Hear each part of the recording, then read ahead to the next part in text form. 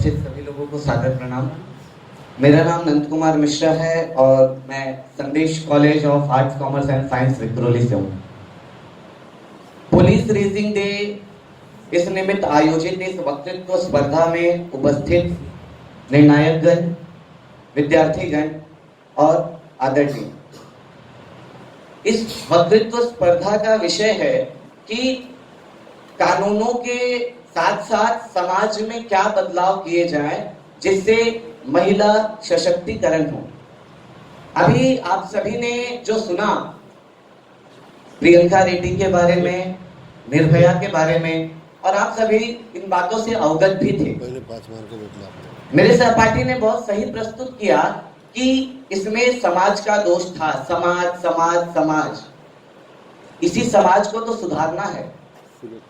पहले यानी 10-20 साल पहले की बात करें तो इन केसों में एक हेडिंग लाइन होती थी, अनएजुकेटेड। लेकिन अब तो एजुकेशन हर जगह पहुंच रहा है ना। लेकिन क्या रेप केसेस कम हुए? नहीं। क्या कारण है? माननीय पूर्व प्रधानमंत्री श्री अटल बिहारी वाजपेयी जी ने अपनी एक कविता में लिखा, शिक्षा क्या स्वर साध सकेगी जब नैतिक आधार नहीं है। शिक्षा क्या स्वर साध सकेगी जब नैतिक आधार नहीं है। मतलब सिर्फ एजुकेशन से ही सब होगा? सिर्फ फिजिक्स, केमिस्ट्री, बायो, सोशियोलॉजी पढ़ने से ही सब होगा? नहीं। हमें समाज में बच्चों को नैतिकता सिखानी होगी। बच्चों के अंदर संस्कार होने चाहिए कि महिला का सम्मान करना चाहिए। न सिर्फ महिला, समाज के हर एक घटक का सम्मान, यह हमारा कर्तव्य है। ये कौन सिखाएगा? आज की एजुकेशन व्यवस्था इतनी बिजी हो चुकी है कि पोर्शन कंप्लीट करते करते समय ही नहीं मिलता कि ये भी बताया जाए कि समाज में कैसे जीवन यापन करना चाहिए, कैसे बर्ताव करना चाहिए। मैं पुनः अपने विषय पर आता हूं कि क्या कानून बनाना। कई देश हैं जहां बहुत कड़े नियम हैं, लेकिन क्या वहां रेप नहीं होते? सोचिए, क्या केवल नियम बनाने से रेप रुक जाएगा? क्या केवल फांसी का अधिनियम आ जाने से रेप रुक जाएगा? क्या केवल कड़े कानून बनने से वो मानसिकता खत्म हो जाएगी जो समाज में चल रही है? नहीं। डाउरी एक्ट आया है ना, क्या रुक गए दहेज? पूछिए, जाइए गांवों में और देखिए, क्या दहेज प्रथा सच में बंद हुई है? नहीं, चल रहा है। एक नया रूप है, बस चल रहा है। मतलब समाज में बदलाव ये ज्यादा जरूरी है नियमों के साथ साथ। नियम तभी बनेंगे और तभी माने जाएंगे। नियम तभी माने जाएंगे जब हर एक व्यक्ति उसे अपनाएगा, यानी समाज में बदलाव। 1990 में राष्ट्रीय महिला आयोग का गठन किया गया, जिसमें महिलाओं के अनेक कानून बताए गए। 2001 में महिला सशक्तिकरण नीति लाई गई, जिसमें महिला सुरक्षा पर अनेक कार्य किए गए। और यहाँ पर मुंबई पुलिस के अधिकारी बैठे हुए हैं। मुंबई पुलिस, आर्मी, नेवी, हर कोई कार्यरत है अपनी अपनी जगह पर जनता की सुरक्षा के लिए। फिर भी यह सब हो रहा है। एक बार खुद से पूछिए, क्यों हो रहा है ये सब? कहीं ना कहीं बच्चों में ये संस्कार नहीं है, कहीं ना कहीं ये नैतिकता बच्चों में नहीं आई है, या हम युवा पीढ़ी में नहीं आई है कि जब हम किसी स्त्री को देखते हैं, किसी बालिका को देखते हैं, किसी गर्ल्स को देखते हैं, कॉलेज मेट को देखते हैं, क्यों एक अलग सी भावना।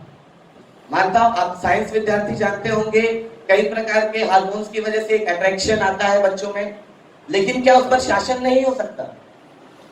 मैं कविता तिवारी की कुछ पंक्तियां आपके सामने रखता हूं कि कथानक व्याकरण समझे तो सुरभित छंद हो जाए, हमारे देश में फिर से सुखद मकरंद हो जाए।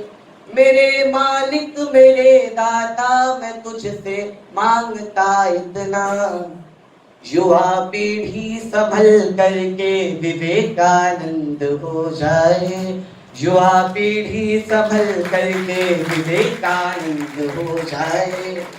युवाओं के लिए सबसे बड़ी प्रेरणा स्वामी विवेकानंद। वो भी तो युवा थे, वो भी तो पुरुष थे।